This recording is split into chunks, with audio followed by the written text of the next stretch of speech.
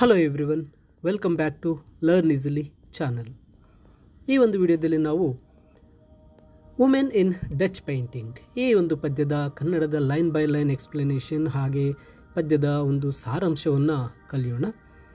Women in Dutch painting written by Eunice D'Souza. Eunice ಡಿಸೋಜಾರವರು ಒಬ್ಬ Indian poet ಆಗಿದ್ದು ಒಬ್ಬ ಲಿಟರರಿ ಕ್ರಿಟಿಕ್ ಆಗಿರ್ತಾರೆ. ಹಾಗೆ ಇವರು ಕಾದಂಬರಿಕಾರರು ಸಹ.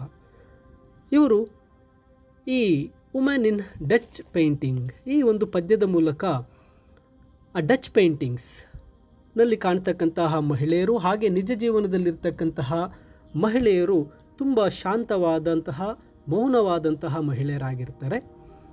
ಹಾಗೆ ಆ ಮಹಿಳೆಯರ ವಿವಿಧ ಹಂತಗಳನ್ನು ಇಲ್ಲಿ ತಿಳಿಸಲು ಪ್ರಯತ್ನ ಮಾಡ್ತಾ ಇದ್ದಾರೆ. ತಮ್ಮ ಚಿಕ್ಕಮ್ಮ ಮತ್ತು ಅನ್ನ ಅವರಂತೆ ಆ ಡಚ್ ಪೇಂಟಿಂಗ್ನಲ್ಲಿರ್ತಕ್ಕಂಥ ಮಹಿಳೆಯರು ತಮ್ಮ ಚಿಕ್ಕಮ್ಮ ಮತ್ತು ಅನ್ನಾರಂತೆ ತುಂಬ ಶಾಂತವಾದಂಥ ಮೌನವಾದಂತಹ ಮಹಿಳೆಯರಾಗಿದ್ದಾರೆ. ಹಾಗೆ ಆ ಮಹಿಳೆಯರ ಒಂದು ವಿವಿಧ ಹಂತಗಳನ್ನು ಇಲ್ಲಿ ತಿಳಿಸ್ತಾ ಹೋಗ್ತಾ ಇದ್ದಾರೆ. ನೋಡಿ, ಈ ಒಂದು ಪದ್ಯದ ಮೊದಲ ಸಾಲುಗಳಲ್ಲಿ ನೋಡೋದಾದರೆ ಅವರು ಹೇಳ್ತಾ ಇದ್ದಾರೆ, the afternoon sun is on their faces, they are calm, not stupid, pregnant, not bovine. ನೋಡಿ, ಈ ಸಾಲುಗಳಲ್ಲಿ ಹೇಳಲು ಹೊರಟಿರ್ತಕ್ಕಂಥದ್ದು ಇದೊಂದು ಮಧ್ಯಾಹ್ನದ ಬಿಸಿಲಿನ ಸಮಯ. ಅವರ ಮುಖಗಳ ಮೇಲೆ ಆ ಸೂರ್ಯನ ಕಿರಣಗಳು ಬೀಳ್ತಾ ಇದೆ. ಅಂದರೆ ಆ ಡಚ್ ವರ್ಣಚಿತ್ರಗಳಲ್ಲಿರ್ತಕ್ಕಂತಹ ಸ್ತ್ರೀಯರ ಮುಖಗಳ ಮೇಲೆ ಮಧ್ಯಾಹ್ನದ ಸೂರ್ಯನ ಬೆಳಕು ಬೀಳ್ತಾ ಇದೆ. ಅವರು ತುಂಬ ಶಾಂತವಾದ ಮತ್ತು ನೆಮ್ಮದಿಯಾಗಿ ಇದ್ದಾರೆ ಅಂತ ಒಂದು ವಾತಾವರಣವನ್ನು ಅದು ಸೂಚಿಸ್ತಾ ಇದೆ. ಅಂದರೆ ಆ ಡಚ್ ಪೇಂಟಿಂಗ್ನಲ್ಲಿರ್ತಕ್ಕಂಥ ಸ್ತ್ರೀಯರು ಆ ಚಿತ್ರಣ ತುಂಬ ಶಾಂತವಾಗಿದೆ ಮತ್ತು ಅದು ತುಂಬ ಒಂದು ನೆಮ್ಮದಿಯ ವಾತಾವರಣ. ಅಂದರೆ ಈ ಸಾಲುಗಳಲ್ಲಿ ಸ್ತ್ರೀಯರ ಶಾಂತತೆ ಮತ್ತು ಸೌಂದರ್ಯವನ್ನು ಹೇಳ್ತಾ ಇದ್ದಾರೆ. ಅಂದರೆ ಅವರ ಮುಖಗಳ ಮೇಲೆ ಬೀಳ್ತಾ ಇರತಕ್ಕಂತಹ ಆ ಬೆಳಕು ಪ್ರಶಾಂತತೆಯನ್ನು ತೋರಿಸ್ತಾ ಇದೆ. They are calm, not stupid, pregnant, not bovine. ಅವರು ಶಾಂತವಾಗಿದ್ದಾರೆ. ದೇ ಆರ್ ಕಾಮ್, ತುಂಬ ಶಾಂತವಾಗಿದ್ದಾರೆ. ಆ ವರ್ಣಚಿತ್ರಗಳಾಗಿರ್ಬೋದು, ರಿಯಲ್ ಲೈಫ್ ಮಹಿಳೆಯರು ಆಗಿರ್ಬೋದು, ಅವರು ಶಾಂತವಾಗಿದ್ದಾರೆ, ಮೂರ್ಖರು ಅಲ್ಲ. ಮತ್ತು ಅವರು ಗರ್ಭಿಣಿಯರಾಗಿದ್ದಾರೆ. ಮತ್ತು ನಾಟ್ ಬೊವೈನ್. ಬೊವೈನ್ ಅಂದರೆ ಒಂದು ಗೋವುಗಳು, ಅಂದರೆ ಅವರು ದನಗಳಲ್ಲ ಅಂತ.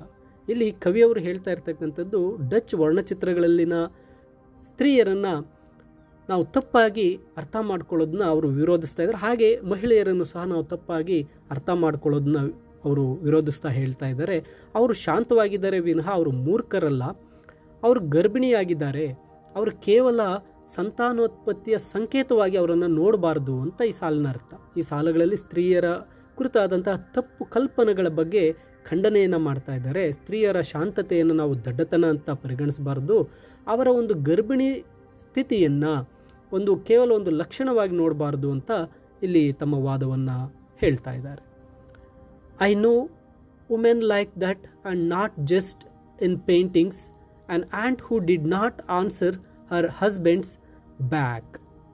ನೋಡಿ, ಈ ಸಾಲಲ್ಲಿ ಹೇಳ್ತಾ ಇದ್ದಾರೆ, ಅಂತಹ ಸ್ತ್ರೀಯರ ಬಗ್ಗೆ ನಾನು ಚೆನ್ನಾಗಿ ಗೊತ್ತಿದೆ, ಅಂಥವ್ರ ಬಗ್ಗೆ ನನಗೆ ಚೆನ್ನಾಗಿ ಗೊತ್ತಿದೆ. ಕೇವಲ ಚಿತ್ರಗಳಲ್ಲಿ ಮಾತ್ರವಲ್ಲ, ನನ್ನ ಚಿಕ್ಕಮ್ಮ ತನ್ನ ಗಂಡನಿಗೆ ಯಾವುದೇ ರೀತಿಯ ಒಂದು ಎದುರು ಮಾತಾಡೋದಿಲ್ಲ, ಯಾವುದೇ ರೀತಿಯಾಗಿ ವಿರೋಧವನ್ನು ವ್ಯಕ್ತಪಡಿಸೋದಿಲ್ಲ ಅಂತಕ್ಕಂಥದ್ದನ್ನ ಹೇಳ್ತಾ ಇದ್ದಾರೆ.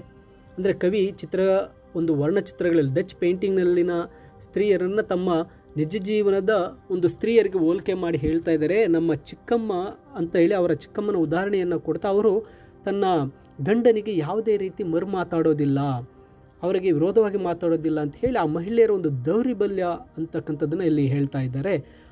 ಈ ಸಾಲಿನಲ್ಲಿ ಆ ಚಿತ್ರಗಳ ಬಗ್ಗೆ ಮಾತಾಡ್ತಾ ಇಲ್ಲ, ಅವರು ತಮ್ಮ ನಿಜ ಜೀವನದಲ್ಲಿ ಸ್ತ್ರೀಯರ ಬಗ್ಗೆ ಕೂಡ ಹೇಳ್ತಾ ಇದ್ದಾರೆ. ನಂತರ ನೋಡಿದಾಗ, not because she was plain and Anna who writes poem and hopes are avocado stones. ನೋಡಿ, ಇಲ್ಲಿ ಈ ಸಾಲಲ್ಲಿ ಹೇಳ್ತಾ ಇರ್ತಕ್ಕಂಥದ್ದು ಅವಳೇನು ತುಂಬ ಪ್ಲೇನ್ ಮಹಿಳೆಯಲ್ಲ, ಅಂದರೆ ಒಬ್ಬ ಸೌಮ್ಯವಾದ ಹೆಣ್ಣಲ್ಲ. ಮತ್ತು ಅನ್ನ ಕವಿತೆಗಳನ್ನು ಬರೀತಾಳೆ. ಅವಳು ಒಂದು ರೀತಿ ಅಂದರೆ ಅಲ್ಲಿ ಚಿಕ್ಕಮ್ಮ ಸುಮ್ಮನಿದ್ದಿದ್ದು, ಅವಳೇನು ಸೌಮ್ಯ ಸ್ವಭಾವದ ಹೆಣ್ಣಲ್ಲ. ಅನ್ನ ಕವಿತೆಗಳನ್ನು ಬರೀತಾಳೆ ಮತ್ತು ಅವಳು ಆ ಒಂದು ಅವಕಾಡೋ ಬೀಜಗಳನ್ನು ನೆಟ್ಟು ಬೆಳೆಸುವ ಆಶಯವನ್ನು ಹೊಂದಿದ್ದಾಳೆ. ಇದು ಸ್ತ್ರೀಯರ ಒಂದು ಸೃಜನಶೀಲತೆ, ಭರವಸೆಯ ಬಗ್ಗೆ ಹೇಳ್ತಾ ಇದ್ದಾರೆ.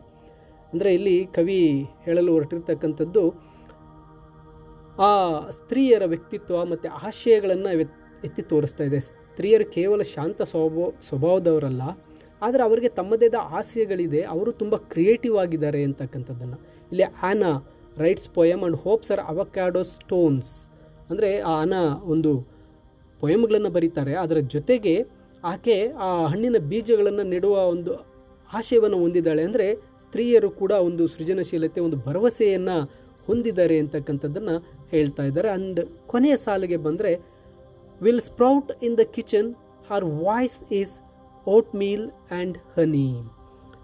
ಅಂದರೆ ಆ ಅವಕಾಡೋ ಬೀಜಗಳನ್ನು ನಾವು ಆಕೆ ಬೆಳೆಯಲು ನೆಟ್ಟಿದ್ದಾಳೆ, ಅವು ಬೆಳೆಯುವಂಥ ಆಸೆಯನ್ನು ಪಡ್ತಾ ಇದ್ದಾಳೆ. Will sprout in the kitchen, ಅವಳು ಅಡುಗೆ ಮನೆಯಲ್ಲಿ ಅವುಗಳು ಬೆಳೆಯುವಂತೆ ಹಾರೈಸ್ತಾ ಇದ್ದಾಳೆ. And her voice is vote meal and ಹನಿ, ಅವಳ ಧ್ವನಿ ಹೇಗಿದೆಯಪ್ಪ ಅಂದರೆ ಓಟ್ ಮೀಲ್ ಆ್ಯಂಡ್ ಹನಿ, ಜೇನಿನಂತಿದೆ. ಅಂದರೆ ಅನಾಳ ಧ್ವನಿ ಮೃದುವಾಗಿದೆ ಮತ್ತು ಅವಳು ಆ ಧ್ವನಿ ತುಂಬ ಸಿಹಿಯಾಗಿದೆ ಅಂತಕ್ಕಂಥದ್ದನ್ನು ಹೇಳ್ತಾ ಇದ್ದಾರೆ. ಇಲ್ಲಿ ಕೊನೆ ಸಾಲಲ್ಲಿ ಅನ್ನಾಳ ಒಂದು ರೀತಿ ಮೃದು ಸ್ವಭಾವ, ಪ್ರೀತಿಯುಳ್ಳ ವ್ಯಕ್ತಿತ್ವವನ್ನು ಸೂಚಿಸ್ತಾ ಇದೆ. ಅವಳ ಧ್ವನಿ ಶಾಂತತೆ ಮತ್ತು ಸಮಾಧಾನವನ್ನು ನೀಡುವಂತಿದೆ ಅಂತಕ್ಕಂಥದ್ದನ್ನು ಹೇಳ್ತಾ ಇದ್ದಾರೆ.